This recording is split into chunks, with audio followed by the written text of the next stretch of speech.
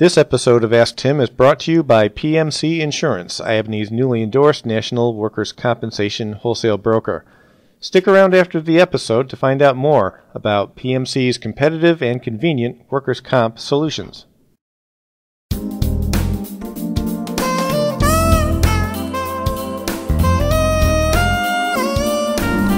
Hi, welcome to Ask Tim, the insurance technical podcast brought to you by IIABNY.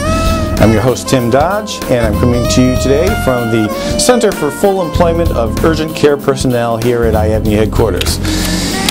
What I've got here in my hand is the closest I've ever come to actually owning a red Mustang convertible.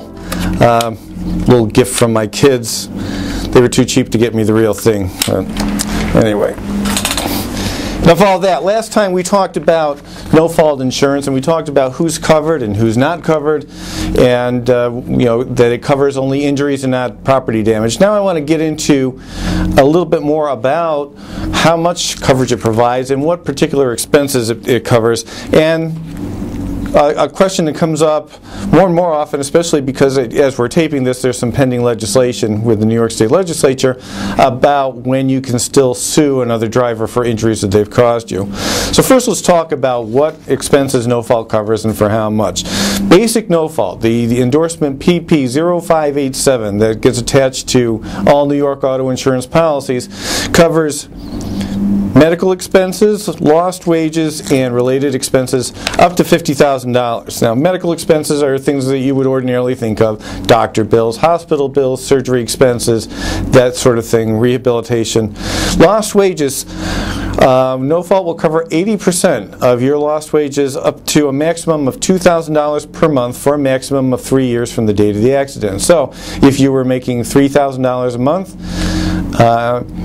no fault pays 80% or $2,000, whichever is less. So in your case, you'd be getting the $2,000 a month for 3 years. If you were making $2,000 a month, you'd be getting $1,600 a month, or 80% of $2,000. And it pays that for 3 years. The related expenses are things like parking, tolls that you have to pay to go to your doctor's appointments or to your medical rehab appointments. They're got to be necessarily related to your treatment.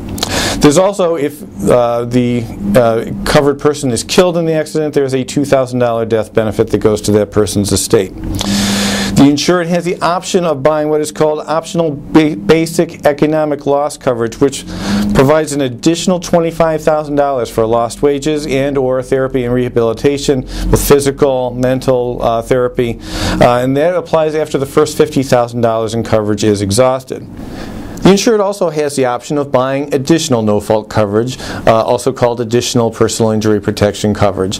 Now, state regulations don't set a maximum for this, but if you look at the rules in the ISO Personal Lines Manual, you will see that ISO offers options up to an additional $100,000 in coverage. That's not to say that some companies can't file rates for limits higher than that, but the ISO rates call for limits up to $100,000. So you could have a maximum of, you'd have the $50,000 basic coverage, then the $25,000 optional basic economic loss coverage, and then another $100,000 on top of that. So you could have a maximum of $175,000 for PIP if you combine all the coverages together.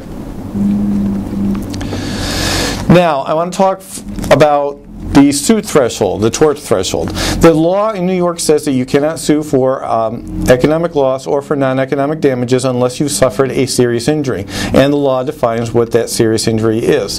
It includes things like death, dismemberment, significant disfigurement, obviously facial scarring, things like that, a fracture, the loss of a fetus, permanent loss of use of an organ, member, function, or a bodily system.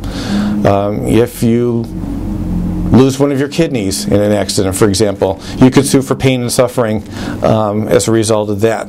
Permanent consequential limitation of the use of a bodily organ or a member. So if you still have your arm but you've lost some use of the arm, you could sue for non-economic damages, pain and suffering for that. Significant limitation of use of a bodily function or system. So your digestive system or your lung capacity has been somehow impaired because of this accident, you could sue for that.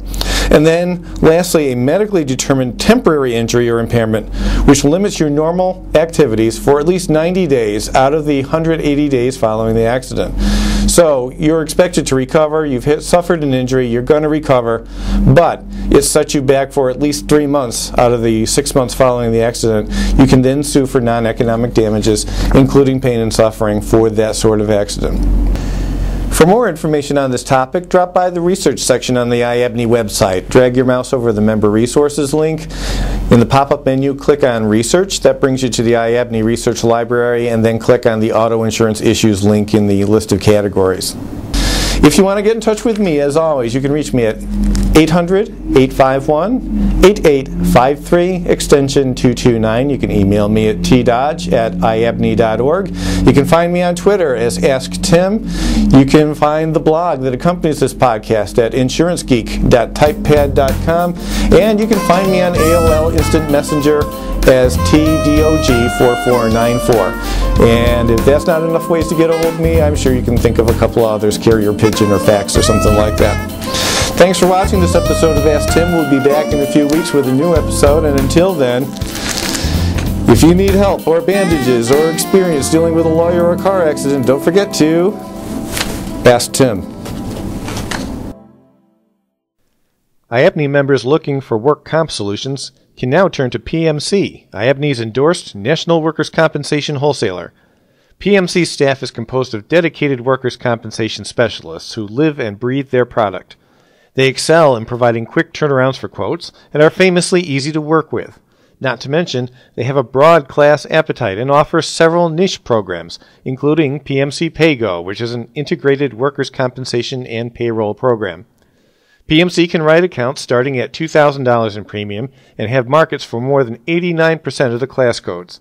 PMC has competitive markets for those hard-to-place classes of business, such as visiting nurses, hospice, assisted living, temporary staffing, medical or general, waste haulers, trucking, and contractors.